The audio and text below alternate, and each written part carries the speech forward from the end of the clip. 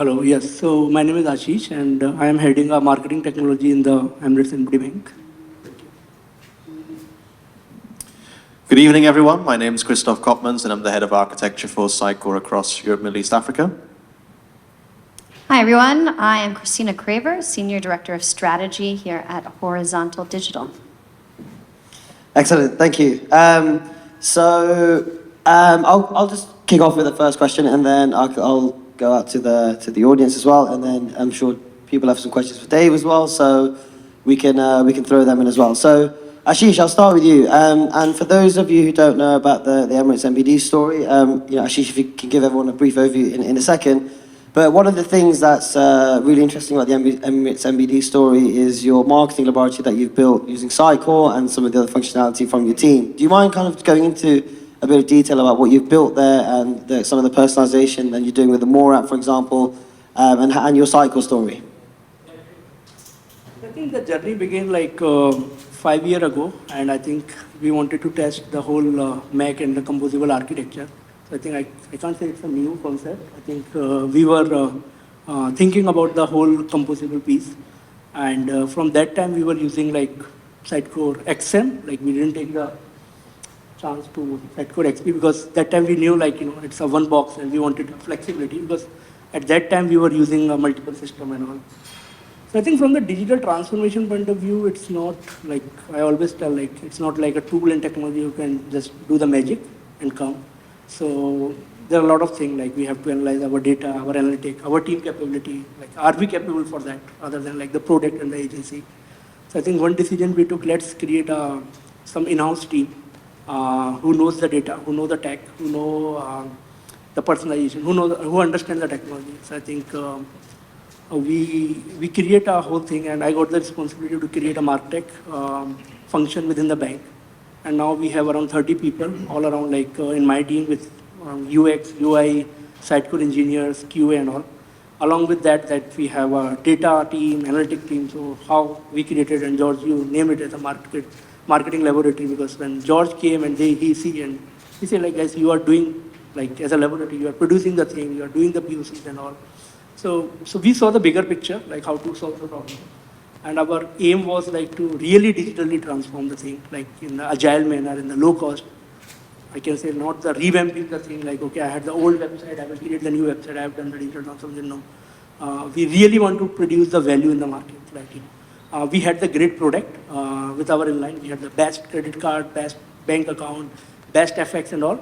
And how we can get the best competitive advantage through the customer experience, that was a missing part. And that is how like we were start thinking the digital channel. And in the channel point of view, I think the personalization and the front end was the least bothered for us, like as a bank. So we started our journey all the way like to connect the dots within all the core systems. So and then at the organization level also people know like, okay, front is very easy. We can create the experience. But I really want to convert our core systems, like, how can we move toward STP, like, how can I provide instantly account to the customer. So for me, that is our CEO level, that is a transformation. Okay, I don't want someone to go to the branch and get the account. So you come to the website and, you get the account. That is for us as a digital transformation. And for us, like then creating a web and all, it's a least priority. And we have done around 40 plus system which is involved, like who's managing your bank data and all the financial things automated, but it was not supported manually, or there were a lot of maker checker and all. Nowadays we know like, and UAE is always be aggressive market, like here people want now, like, like now. So, and we have an app also now. So yeah, so people don't have a patience to wait. And I was in Chicago and I was checking like, how much time it will take for home loan in UAE, in US, like in particular time. And people are selling 7 to 10 days as a normal process. And here people are very aggressive, like they want in 1 or 2 days. Our TED is 2 days in the bank, like any product in 2 days, like from retail to corporate. So this is how we need to reach the speed of the market. We need to be agile. We need to be like best techno function, cloud, SaaS, composable architecture. So I think that is how like the journey began. And it's a combination of the great product, I can say the Sitecore, a great agency like HI, the great in-house talent, and we club all together. And I can say like then we launch like couple of use cases, which is like really create a history. Like we launched the Join app, like which is like first in the market, where we are launching the prepaid instant card. We launch credit card app through HI, like which is like all your reward management. This year we launched 5 IPOs on the website, like and the securities accounts, and we crossed around $500 million of the subscription, like the biggest channel contribution in the bank, like I can say. So yeah, that's my digital transformation. Thank you. No, that's awesome. And for anyone who doesn't know, MSMD actually won a Sitecore Experience Award this year at Sitecore Symposium, where all the work showcased around the More app, which is a companion app for the credit cards. And if you guys get a chance to download, if you're an MSMD customer, you should download it. It's called More on the App Store and Google Play, and it's a really great app for, especially as an MSMD customer myself. It allows you to personalize. It shows you personalized recommendations based on your spending habits and your personal preferences. So it's a really, really cool app, and that's built on Sitecore, and it's a project that Horizontal will be working with. So, and I'm sure Ashish has got more anecdotes for you around that. Christina, Kristoff, whichever one of you wants to answer this question, we'll go with Christina. Yeah, it might be Dave. Look, you're going to do a talk around going to composable, right? And composable DXP and the composable stack is what everybody's talking about at the moment. So did you want to kind of talk about, and maybe Kristoff, you can jump in here, around the vision and some of the challenges and opportunities that, that are pertinent to customers in the Middle East? And, Dave made a point earlier that, customers here really want Journey Builder. And so what do you think are the challenges and opportunities for brands here who want to kind of move to a composable stack? So I'm going to maybe go to what we would have presented, but also an idea that I wanted to do today, but didn't materialize. But I'm going to touch back on one of Abdullah's slides. He mentioned the Lego bricks, right? I think everybody's heard that analogy, the Lego bricks, and what you can put things together and you can build it the way that you want to. But if I have to take it from a strategic perspective, so I'm probably the least technical person here in this room, maybe other than George. So I'm not going to I'm not going to talk about the integrations and everything else, but when you're thinking strategically, let's think of a Lego kit, okay? A small little Lego kit. We don't want to build something big. It's a little Lego kit that's going to build you, I don't know, a car, okay? If you have just the pieces and I tell you build a vehicle and you see that there's like some wheels in there, maybe start doing it the way that you want, but it's probably not going to turn out the way that it should have been, because you didn't actually have the blueprint there. Sometimes people then have the Lego bricks, but they don't have certain pieces. Maybe I don't have the wheel, so I don't know that it needs to be a car, and I start building an airplane, okay? So where am I going in this weird metaphor? Strategy is not only business strategy. It's not only what are your objectives and your KPIs, what is it that you're trying to achieve and everything else. It's knowing where you want to get to in any role that you have. So if you're an architect, if you're a technical developer, knowing what it is that you're trying to achieve and having a plan to get to that. So you do end up building that car or that airplane, even if you don't have the pieces today, knowing that you will need it, knowing that you need to fly or that you need to drive or that you need to get across a body of water, and preparing yourself for that.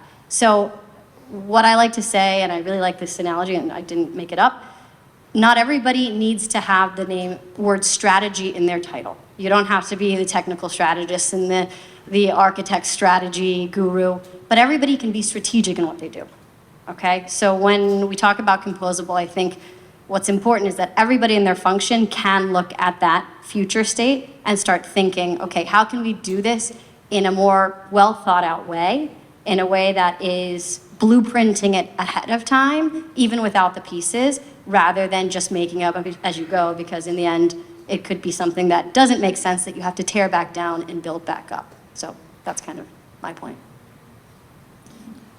Maybe just to add to that, just to put another spin on it. I think the example of the Journey Builder, just to take that as a specific point, actually accentuates something that I've observed in this region for quite some time. And I think it also hooks in nicely with the now metaphor. We all want to accelerate our digital transformation. We all want to get to a final destination as soon as possible. But what we sometimes tend to forget is that it's not just about functionality. That functionality is very good if you think that you can actually operationalize it from day one. But ultimately, if you go back to the heritage of Sitecore, and we think about how Sitecore XP started, the XDB capability for personalization, email marketing, experience analytics, all in one platform, plus the CMS. And then you ask the question, great, you wanted the experience analytics, you wanted the marketing automation, it was there. Did you use it? No. 70% of customers typically will say, we haven't got round to doing so. We are still in the process of trying to build up our personalization strategy. We haven't done the groundwork. And so that idea of being able to say, yes, functionality is great, but ultimately, are you organizationally ready for it? Do you have an integration strategy that goes beyond the function feature of the platform that ultimately will carry potentially exactly what you might be looking for, but then it has to sit within a grander scheme of different components having to work together, as is the very nature of composable architecture, and ultimately the ability to have sometimes enough patience to actually allow for the benefits of the investments to crystallize. That's ultimately the biggest potential challenge, but also the biggest opportunity. If you think about this region has in its very core, in its very sort of soul, a nature of we want to catch up. We want to be ahead of the world. We want to make sure that with the World Cup here, with all that's been happening in the Middle East in the last few years, we want to show the world we can beat you, we can actually be ahead of the curve rather than just play catch up all the time. That comes with its advantages. It comes with sometimes a lesser appetite, let's say a lesser approach to risk. Saying like we'll be bold, we'll innovate, we'll try and make sure that we do things faster. And I think composable architecture in that sense is a very good opportunity, in the sense that every single step you take forward, no matter the speed at which you run, is a concrete step forward. It is something that says, now we do this, now we do that. And then ultimately, over the course of time, you amass capability and you amass ultimately your ability to execute. But if you at the same time reflect on that sort of approach to how we do things in the region, if that is not planned out, if there is no blueprint, going back to what Christina was saying, if you don't understand what point A and point B look like and what the journey between that is going to look like from a crawl, walk, run perspective, the use cases that actually are going to show the value, and ultimately what technological investment you truly need on day one versus it's a nice bells and whistles affair that might actually prove the value further down the line, but at the same time it's currently a red herring in the entire story. That is ultimately how I would see that. And I think finally the key element I would add to this, if you were to reflect on this technologically speaking, there's a couple of metaphors that we've used throughout the presentations today. And you've heard that from Dave, from Abdullah, and from Nilesh. And you'll hear that from anyone who breathes or sort of lives Sitecore on a day-to-day basis. Friendly neighbor, love thy neighbor, sort of re-innovated for the modern age. I would say, ultimately, it's not just love thy neighbor or be a friendly neighbor. It's also equally more important to know thy neighbor at this point in time. If you want to do best-of-breed architecture, and this might not necessarily be the most popular thing to say as a Sitecorean, you have to know much more than just Sitecore. If you really want to build an Emirates MBD-like architecture, if you want to get to a situation where you truly can fly with and sort of spread your wings, you're going to have to learn the Salesforce stack or the Microsoft stack or the Oracle stack. God forbid, some other vendor that I'm not going to name. But ultimately, that idea is that you really have to diversify your approach to how do I make sure that the great technology that each of these vendors offer is used in the best possible way. Maybe marketing automation from Sitecore is not the right fit. Great. Well, how do we use Sitecore Connect to then truly solve that challenge in a logical, consistent, and coherent way? Versus if you say, actually, Sitecore is the best fit, let then not be a procurement process. The reason be that you do not go forward with maybe best-of-breed capability because Sitecore was not an existing vendor. And therefore, we've decided to somehow cut corners and go with something else. And I think that's kind of the reflection in this region that, in short, we have to become more patient and more progressive in our structured approaches to how we solve solve problems with the solutions that we have available. Yeah, no, I think that's great valid points, and I think especially in this region, everyone wants everything fast and now, and then they go ahead and buy technology and then try and put it all together, right? So just out of interest here, everyone's been talking about composable for past 12, 18 months. We've got a lot of brands here. We've got a lot of people working on client projects. Who is on a composable journey here from client side or on working on a project right now around composable? Like, show of hands. Yeah, Kristoff, I know you are. Hershna, I'll pick on you now. What do you think have been kind of your most challenging parts? And you've got two very important Sitecore people up there. What kind of support would you want from Sitecore that you're either not getting, or getting that can help other customers on the same journey? Okay, so from a customer side, we've been along this journey with you for a very, very long time, and really, I'm definitely in the 30%. Like, I'm definitely not in the 70%. I use every element of XP there is there. So, for me to try and sell your new products to my business, that's not hard, because you've got the checklist, all the bits that you do. Everyone likes it. Everything that you guys have spoken about through Symposium in Chicago and here today, for the team, that's the easy sell, because it's there. Because if you compare it to others, Sitecore does hit quite a lot of the spot. However, then you come to the bit of the migration, and I feel there's a massive hole at Sitecore on helping us. It's like, that's your partner's problem. Go speak to your partner is going to do that. But then the partner is like, well, actually, it costs quite a bit. And then all of a sudden, your digital transformation journey comes to a standstill. So what I would see and Sitecore do, and especially with that billions that was invested in you, 18 months ago, rather than just procure products that are best in breed, because you can sell this very easily, but invest some of that money to help your customers and your partners make a really easy path to migration. Because I'm not seeing that. I don't see it on Content Hub, I don't see it on XM, I don't see it on CDP, I don't see it on Customers. And they're the main products that we look at. So I'd like to know what you guys are going to do about that to make it easier, not just for the customer, but for the partner. Where they don't have to invest millions to try and figure out how to do it. You actually give them a path to actually sell things. And you'll end up selling so much more products. Would you like some more wine, Hershna?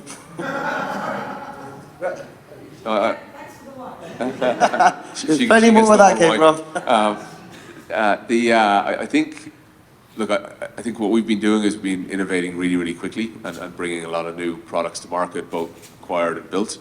And I think it's a realization now that it's been a lot for everybody. And part of my job is to talk to people, our customers, our partners, and explain what we're doing, why we're trying to do it, where we're going, and give people comfort that the journey we're on is the journey that we think our customers and partners should come on as well.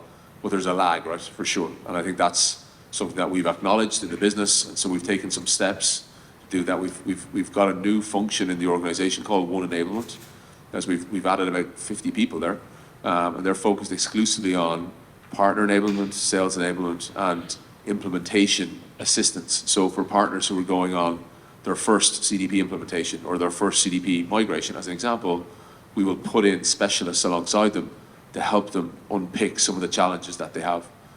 Interesting thing for me from Sitecore is that the on-prem nature of it and the customizations that partners have done over the years is truly staggering, right? And so there is no blueprint to take Kerzner from where you are, where we want to go. There's some best of breed advice we can give, but we don't know, we don't understand your implementation. We have to talk to your partner to unpick the implementation so that we can work out what the best path forward is. And actually, this became a really big challenge for us in XM Cloud, right? So we were trying to work out what's the right customizations that we take forward and what customizations can we just re-engineer so that you move to more SaaS-based customization, APIs, rather than DLL code-based customizations, and everything in between.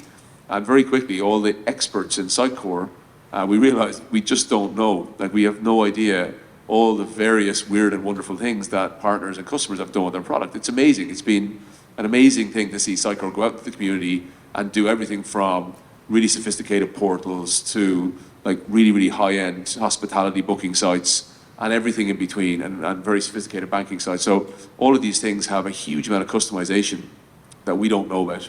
So I guess so on the XM Cloud specifically, what we've added, so with XM today, with XM Cloud, you can create some customizations in XM and you can deploy that into the kernel. But we've now managed that process. So everything goes through a GitOps deploy process, and we monitor and look at all of the changes that go in there, so we can start to collate all the different changes that people are trying to make. And over time, we'll learn, because we now have a managed process, we'll learn the customizations and we'll be able to be more proactive in terms of the types of improvements we can make, because we can see what's out there now.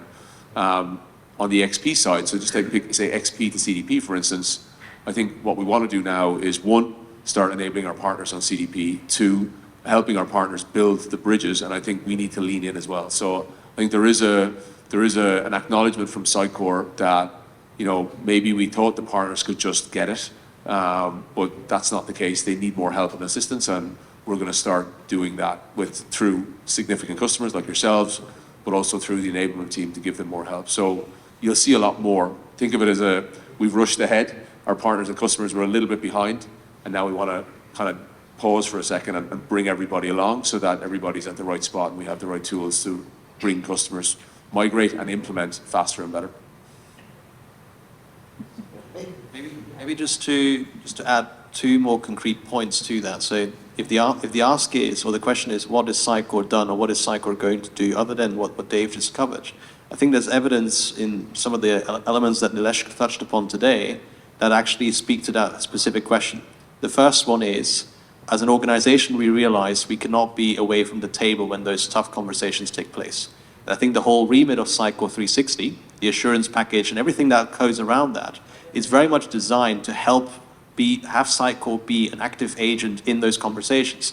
Run diagnostics alongside partners, making sure that you have the assurance activities as you prepare your migration. Think through what a migration plan could be as an active contributor to the thinking that goes into a migration strategy, and help with best practice guidance around what could a blueprint look like, so that you have a view of, if we want to move from XM on-prem to XM Cloud, what are the discrete stages and the discrete phases that we have to plan for?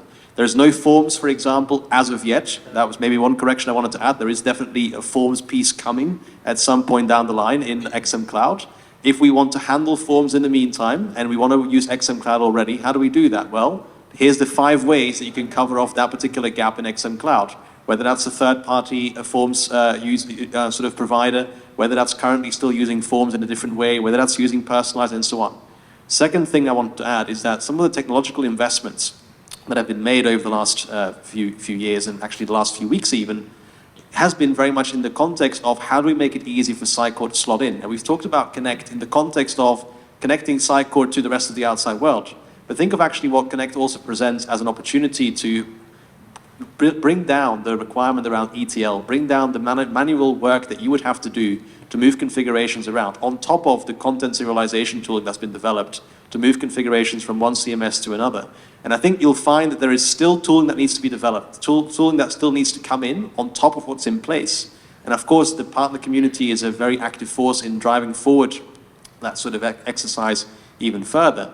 But you'll find that in a matter of only, for example, the 8 months I've been at Sitecore, I've seen that evolve significantly from a point of we're hands off, we're going to leave the partners to do all the thinking, all the doing, to actually, no, we want to be part of that conversation. We very much want to be a contributor in that. And here's at least a part of the tooling that is going to help simplify the job as we get ready for that. Of course. Okay, so you talk about all these tools that are going to help us, all your new tools, your 360, your portal, your search, all of this. Okay, but from a customer, the customer has to pay the partner, but also the customer needs to get transparency on your customer, which is not there. So what are you guys doing to ensure the customers actually, you're very transparent on what the costs are for us to do this? So you're saying use this tool, but when I go back and I go, yeah, I want to use it, 360 is going to get me there, or Portal's going to get me there. How do I know how much that's going to cost me? Where's that in my license? Does it come in my license? Does it not? There's all these additional costs to do that from a customer perspective. So I would say when it comes to cost transparency, I think ultimately the idea is that a lot of the work has been done to make that a bit more streamlined in the organization over the last year and also make it more predictable as to what prices would look like, whether that's for Sitecore 360 or Sitecore Connect and so on. I will not deny that there will be costs involved in sort of undertaking certain projects and that there will always be an optionality as to whether you will decide to go forward with those costs or whether you have a different approach to conducting that migration. I think the idea... Sorry, I'm just going to say, you talk about these products, you've announced it 2 months ago, yeah? Symposium. But I still can't get a pricing. I still can't. I speak to my sales guy, I speak to my customer success, and I'm not getting any, I'm not getting pricing. So that's why I'm saying, you're announcing all this stuff, but you don't have your pricing. A price for what? A price for what? To take on yourself, or take on... Sitecore's, so I would say I will take that offline, Harsh, with you after the rest of the panel discussion, because those prices definitely are available, and I'll make sure that we get in touch with you with the inputs that you need for that. So I think, Karsner, just wanted to add one point, not your second point, first point. How I look this whole thing, product revamp and all, from the Sitecore side. So I think Sitecore XP has been in the market 10 years, correct? And there is a think thought, correct? It's not like just on the fly, someone launch it, correct? And now the new stack is coming. What I am feeling as a client and as a strategy and all, like it's not mandatory I need to switch it and tool and technology can change my life, correct? You are protecting a product. Ultimately, we have to fix our problem, what I believe, because like even though the customer, as someone mentioned, like out of XP, 70% of the customer are not using their other thing. What is the guarantee if you deploy the search, CDP, they will use it? The problem will remain same. Only the engine is changing or tools is changing. This is what I'm thinking, correct? So sometimes like we have to think like, do we really need to solve the problem with the tool, or because tool fitment will not solve the transformation or not solve your problem. Yes, they're launching the new tool, maybe for the new customer and all, but why I need to move it for the XP to CDP? They are not pitching this thing. This is what I look for, correct? It's okay, if I'm already invested in XP, the same thing can be done on the XP as well. Like I can build the personalization journey. The problem is not like through the CDP or XP. The problem is to build the journey and solve the problem, get the more business, correct? Rather than here and here. Like if I'm a new in Sitecore, okay, you are pitching like, okay, then the new stack is coming, you can use this. But I've already invested in the XP. It's not mandatory like me for immediately go there. Like when there's an opportunity, I can move it. This is like just 2 cents from my side, like, you know, like. No, I get that. I'm just trying to find out what the migration is, how Sitecore I help you. But why we need a migration? This is my point. But why we need a migration? Because to be honest with you, migration from one tool to other tech stack, whatever we claim it, again, it's my personal experience from the techno function, it's not easy and button click. Whatever, like we have done a lot of customization that part, you can't build it and put it like into that part. That is, again, maybe I'm wrong, but if I've done 30%, 40% of the customization which you sold me, and you're asking me to like migrate just a button, like it's not. And second point, why I need a migration? Do I need a migration if I install my XP list 2 years ago? Like, because 2 years ago also, like the product team came and they sold the product as XP the best in breed at that time. So what suddenly changed in 2 years? People are saying like, we need to shut down the XP and do this. Why? My question is like, why? We don't need to, like, okay, product is coming. Do I really need to upgrade or not? Okay, if my technology is accurate, then might be, like I can do it. Recently we launched like Pass. Pass is working very well, like to be honest with you, I'm in the Pass with Azure. Like, why should I, like, how can I justify like to change this engine, but I can, the value, dollar value, I can get nothing. Correct? So that is what my perception is. I'm not going to talk about pricing, or not going to speak on Sitecore's behalf about what's going on. But if I could speak with my, one train of thought in terms of strategy. When we talk about migrations in general, right, whether it's on a CMS system or a CDP system or a marketing automation tool, what usually if you haven't understood, I really like metaphors and analogies. I always talk about it like moving, right? I feel like unless somebody was born here, many of us have done a move before, right? And when you have to move houses, you have to come up with a strategy for moving. And I've spoken with clients on digital transformation journeys that are moving places and so on, that you say, before you move, why don't you get rid of the stuff that you don't need? Or why do we have to build the house exactly the way it was? That's why you're moving in the first place. But I've also had customers that say, I have no time and headspace, so just move everything. I don't care. Put it in the basement and I'll sort it out later. So that's where your strategy comes in. And sometimes that is a strategy. Sometimes it literally is, I have no resource. I don't care. That's why you're hired. Movers, move them over. But then you have to deal with the repercussions thereafter. So a non-strategy is also a strategy sometimes when you're thinking about these things. So I just kind of want to throw that out there. You know, maybe not the best strategy. I can see some cringing over here. I would agree with you, but you know, we have to own those decisions that we make when moving forward, and the costs that are either upfront, whether it's time, whether it's actual, you know, resource that we need to put there, or the costs later in trying to kind of sort it out. I have a Actually, just one follow-on point to that, because I think it's important that one of the things about composability is that we're not forcing migration. We talked about this for a couple of hours today. Like, we're saying that we're not forcing you to migrate. And it's a really good point. If you're on XP, 9.x, 10.x, and it's working well for you and your business is working around that, and you've built the processes and the technology and the strategy, and all your people are trained on it, it's a great product, you know? And so I think, but there is a cohort of customers who are maybe not getting as much value out of it, and they don't have the sophistication internally in the organization, and maybe other alternatives make more sense. But that doesn't mean you have to rip the whole thing up and move to the other product. So we talked at length today about how could we, some of the challenges you're having with XP, how could we not do a migration, but actually, you know, evolve the architecture so that we could leverage the power of CDP and personalize, but still maintain the investment that you've made. And I suppose that's my point. I don't think there's a push-button migration from A to B. There is no tool that'll do that. And so I think maybe we have to be clearer and more upfront and honest that there's a cost associated with it. Depending on the complexity of your stack, it's going to be more. And I think we'll do everything we can to help in terms of educating the partner and educating the customer. But I think, you know, my approach to everything is being as upfront and as open as I can. And I think if you've got a very complex, sophisticated stack, there is no easy migration. But what we can do is we can be really upfront and honest and help you evolve in a way that's aligned with your business case, in a way that's aligned with your investment. Yep, in line to what Ashish was saying, in continuation of like my point is simple. Like what Ashish was saying, like, you know, in the region, like we have more than 200 plus implementation across the like verticals, solving the different business problems across the like industries areas. As you said, rightly said, like the pushing the button is not the option as of now. We understand that. We as a partner, we understand that.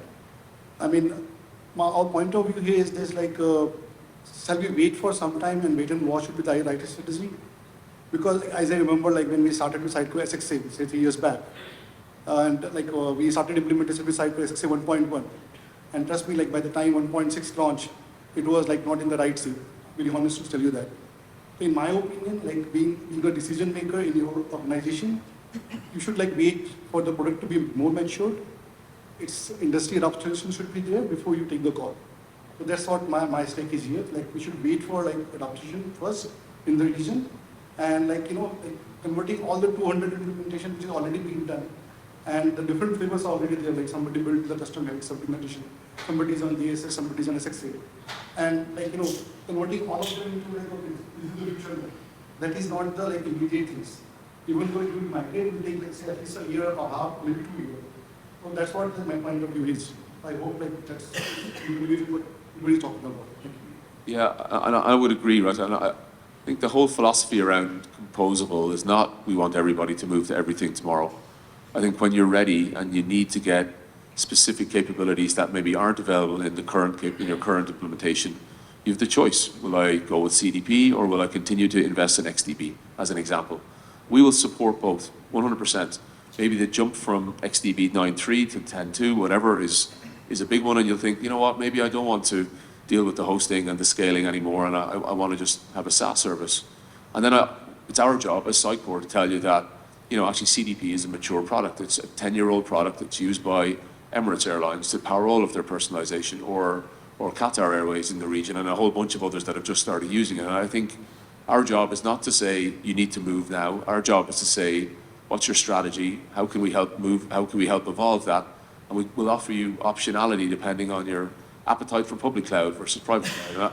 Maybe we're not doing a good enough job in Sitecore to explain that in detail. And the follow-on piece is that if we meet a customer or a partner meets a customer that says, you know what, I really want to take advantage of omni-channel personalization and personalize, then we've got to make sure that partner is skilled up and confident doing that, so that they're accurately representing Sitecore's brand in the organization, and ultimately, most importantly, the customer is getting the value they expect and delivering on the business opportunity. So I kind of, on the one hand, we're talking composable, and maybe we're miscommunicating the fact that everybody should be driving an electric car tomorrow, right? I don't think it's that easy, right? I think the fact that we've such a complex and sophisticated customer base, I think is awesome. I think they're getting incredible value out of the portfolio, but we shouldn't underestimate the fact that as they evolve into these new products, they need to be confident that the products are mature. So the CDPs and personalized are proven and they've got referenceability. And we need to be confident that we can give them all the capabilities they need. And maybe to build on the house move example, moving from the XP house to the CDP house, I'll just keep using that one, they're going to be different. You're not going to have features in the new world that you had in the old world. And I think we need to be really clear about communicating that, so that the new world has other benefits, but maybe it doesn't have the same benefits as the old world. That you move to a different location with different jobs and different schools, So I think it's important, and that's a journey that Sitecore is on in terms of explaining this portfolio and explaining all the change, And completely with you. And the way it was that all the market you have listed, it was 3 to 4 years. But those who are already invested, they have a 5 times like we have invested. And those who are new, they have in the offering. It's really interesting because you use some good analogies. Like the second that idea is that I just want everything in the new house is possibly the worst way to migrate a solution, right?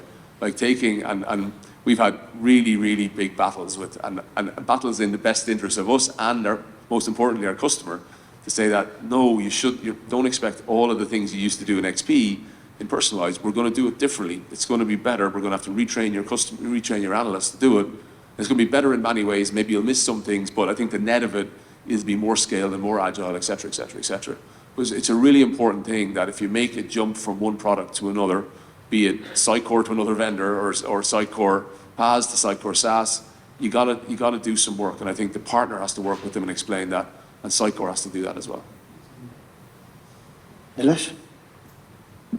Well, first of all, thank you for such a realistic panel discussion or conversation, and I can't control myself to jump in here.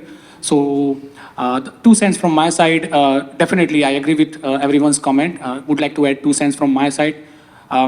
We should not forget one more segment of clients who have the long vision. There are different kind of the clients. Someone is happy with the existing implementation. Someone is always looking for something.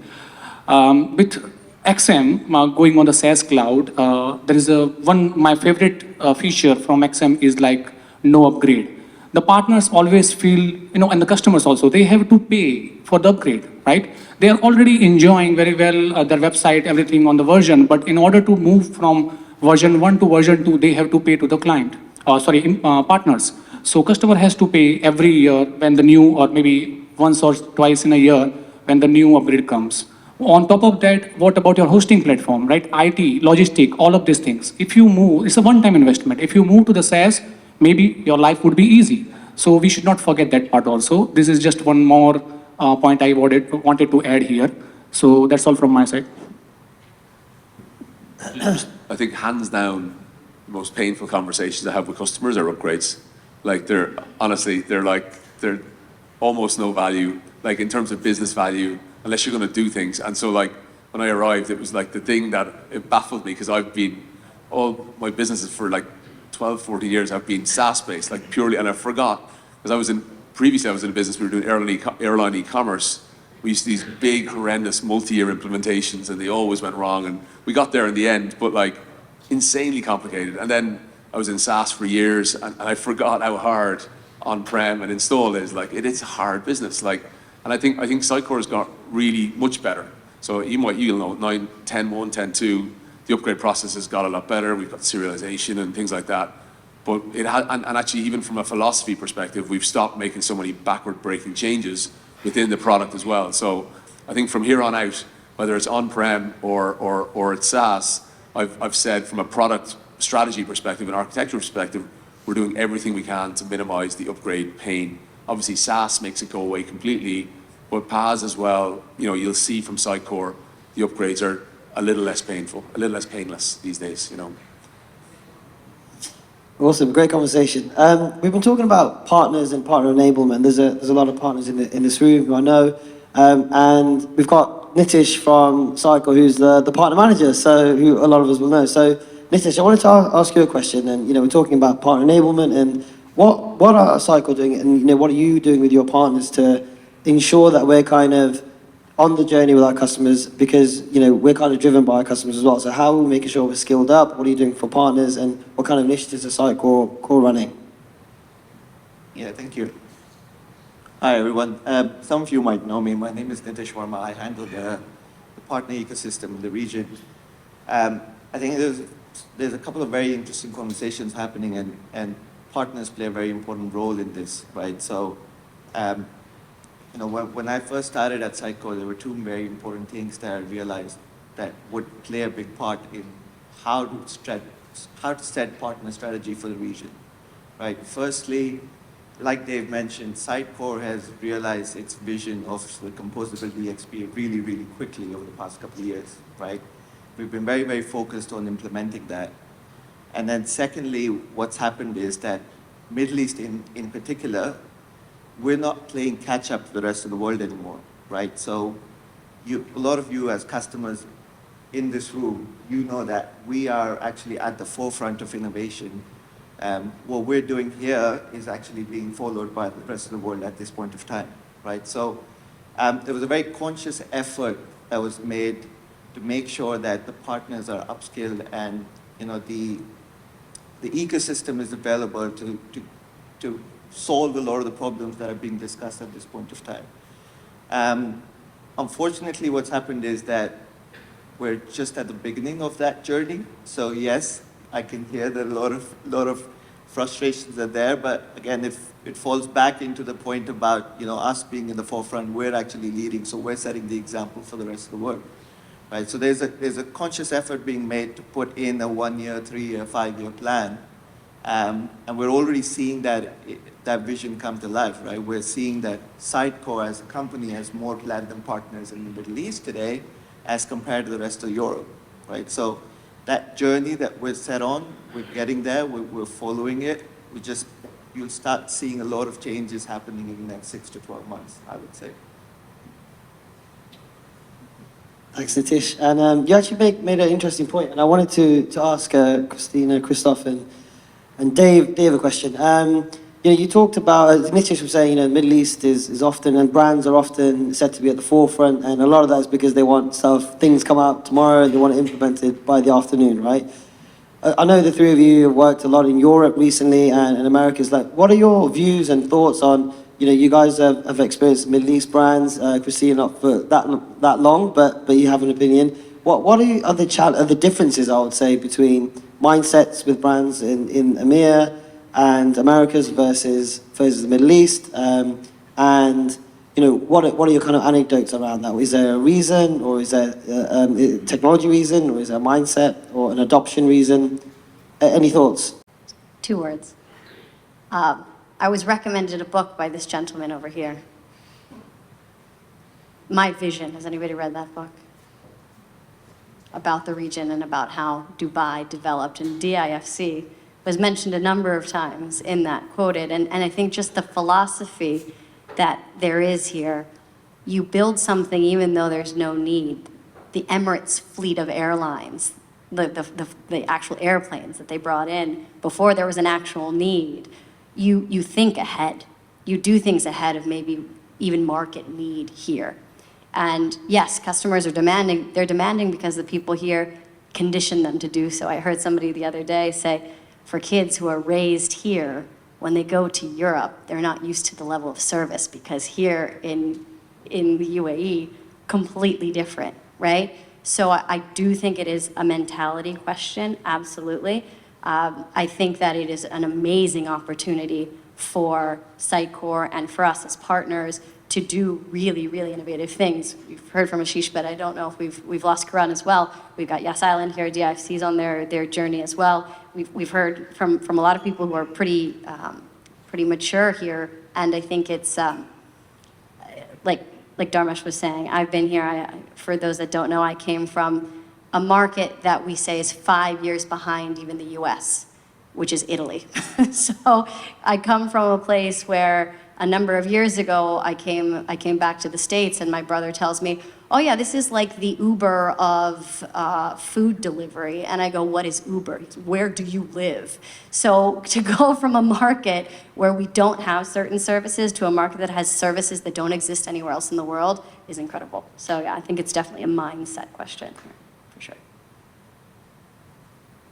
Maybe just to add to that, so I highlighted a few arguments earlier around that sort of ability to take more risk, and that sometimes comes with things that we all experience if we drive around Dubai. So occasionally we see these towers that were raised, never finished, and sort of left to rot in the sun.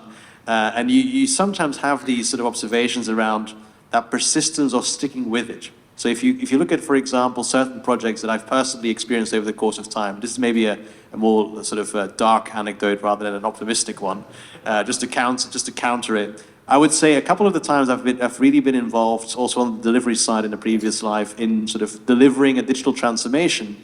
It all starts great. It all begins with big fireworks and great ambitions and all the great aspirations that we want to achieve, and then you end up with an empty shell left on the shelf for everyone to see as another failed project. And I've seen those too, and I just want to be very transparent. Not every project is going to be a success. Now, what that means, ultimately, for this region, more than any other region that I've personally sort of worked with, whether that was Europe, whether that was Americas or further afield, is that we have to really try and go beyond the honeymoon period. How do we plan for beyond the first 3 to 6 months? What is the long-term strategy? How do we make sure that we feel supported in that journey throughout, and that it is not a case of, thank you, Sitecore, for this great solution, see you in 2 years. And let's talk then about the next 2 years, but actually that we become more integral to the journey, that we are part of that sort of ongoing conversation. And I think in recognition of that need to have a more open dialogue or a consistent conversation so that we don't get 6 months down the line a notice to say, you know what, this is going to be one of those buildings that you drive past Dubai, but then in software form, that we actually feel more integrated into the conversation, whether that's a good one or a bad one.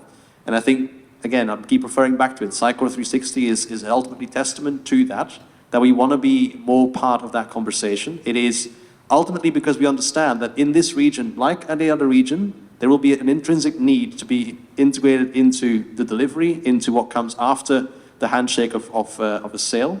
And I think the needs here are going to be different ones than you'll find in Americas or in Europe or in APJ for that matter.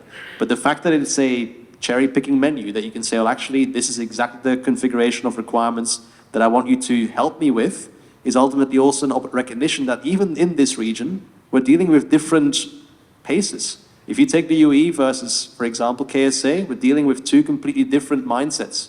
Not completely different in the context of culture or, let's say, the maturity levels or anything along those lines, but just the way that things get done. And I think that is ultimately just the way that we have to think not just of composable technology, but also composable support, composable ways and means of delivering value to customers across their journey.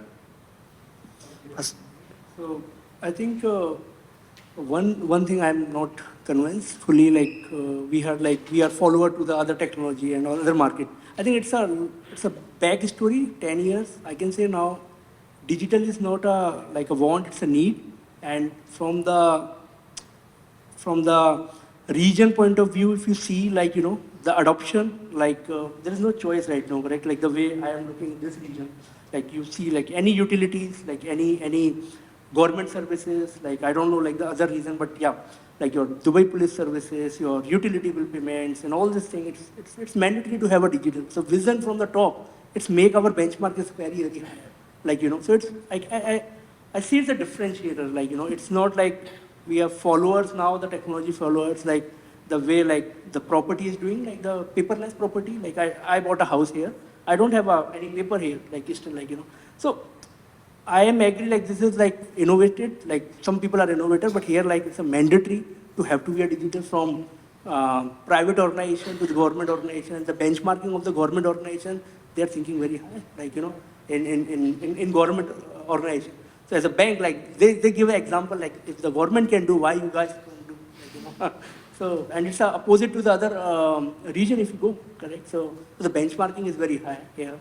And agility, I can say, like, like we all know agility. And I know all our developers, they know what is agility means in this region. And things work like this, like, we are building the things over the night. Like we are building the website over the night. So I'm saying like this region demands fast, and 80% things are working fast. This is how the region needs. Unfortunately, I've got to go. I've got a call, but what they said about this. I think it's been really wonderful spending the time, and thanks again for hosting me. It was great to get the opportunity to speak with you guys. I think this is a wonderful region. I love the ambition here. I really do, and it's great that Sitecore can help underpin at least some of that and work with all you guys. And I'm really excited to see what we're going to create over the next while. So. Thanks again for everybody, and thanks again for hosting me today. Fortunately, I've just got to duck out. All right, thank you guys. Thank you. All right, cool. I've got one more question, and then I think most people are ready for a drink. I know Christina is. Do you want to have a quick question? So yeah, so we heard about partnership with Accenture. So what kind of partnership is that, and how it will affect the other partners?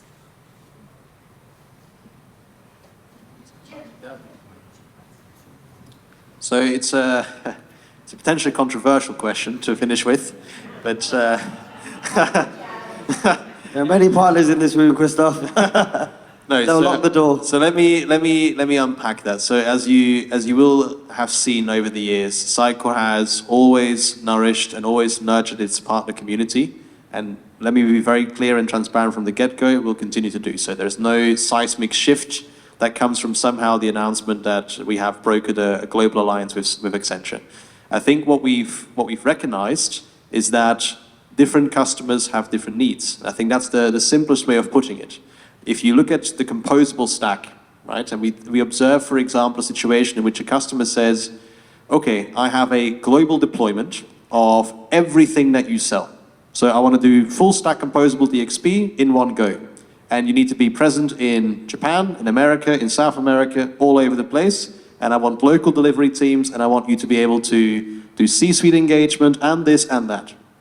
There's few organizations in the world that have that scale, reach, and everything else. So the SIs, whether that's Accenture, or whether that's Ernst & Young, or various others that Sitecore works with, are very much part of that conversation. It's like, how do we make sure that we have that global reach, and at the same time maintain our agility, our nimbleness, our ability to scale to ultimately where we've built our identity, where we've built our heritage, and where we've had our success in the communities that have specialized in Sitecore or Sitecore plus some other technologies in adjacent to our ecosystem.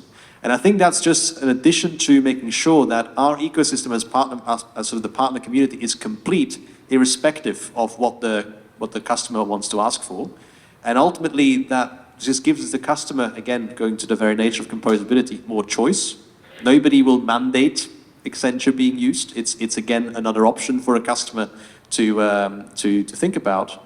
What I would say is that two more things. The first one is the fact that Accenture said we would like to broker an alliance with Sitecore, and of course it wasn't just them asking us, we also asked them, so it was a two-way conversation.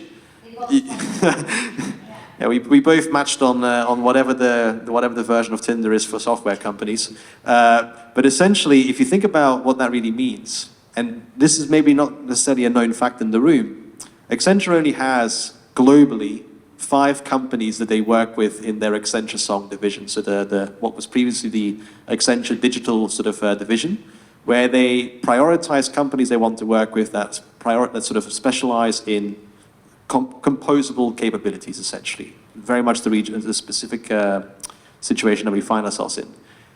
If you look at the names of the companies in there, Salesforce, Adobe, and so on, the 5th of those is Sitecore, and the other 2, Amazon and Google. Companies like, and Microsoft. So we're the 6th, sorry, not the 5th, the 6th. Companies like Oracle are not on that list. Companies like, for example, some of the bigger players in the region are not on that list. I'm ex-Oracle, so for me to say that is quite an admission.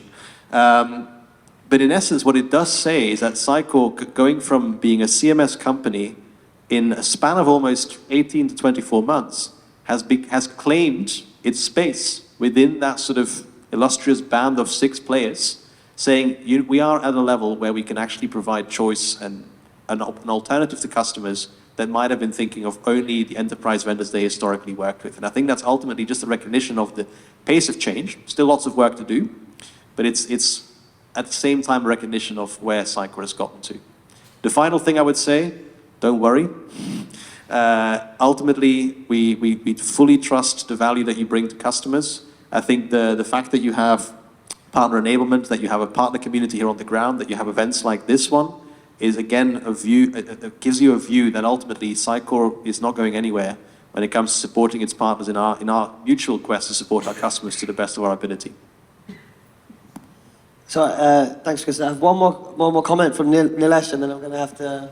Yeah, so that's why I only spent 30 seconds on the last slide, so that you don't remember. But since you remember, I think Sitecore has only one partner in the region, so forget that part. So look, I think Kristoff and Ashish are going to be sticking around. But I wanted to thank you all for coming today, first of all. I think it's really amazing to get the community together. I really hope these events get bigger and bigger in 2023. And, we have a wild ambition to try and grow this out across the Middle East into Riyadh, and we ran one in Jordan in the summer, and we'll be doing more of that. And I'm always looking for speakers. Sugmi is always looking for speakers, and there's a lot of people asking a lot of questions. I think, next one, I'm hoping to see some of your faces on the podium here. But I'd also wanted to thank all of our speakers today, Nilesh, Abdullah, Dave here as well, and our panelists. I'm sure you can connect with all of them on LinkedIn, and I can give you all of their details afterwards, and ask them any questions, today, now, or after. I know they're generally pretty happy to help. And look, I hope you've had a great time. I know the traffic was a bit of a pain, some small event of the World Cup going on or something. I'm not really sure what that's about. But thank you all for coming. We're going to be sticking around for a little while, so you can ask us any questions. But I'm really, really glad to see everyone here today, and it's actually great to see all the partners coming together, and putting these events on. If there's any other partner here that wants to be involved in Sugmi, please let me know. I would be happy to collaborate with you. So thank you all very much, and thank you to our panelists as well. Thank you.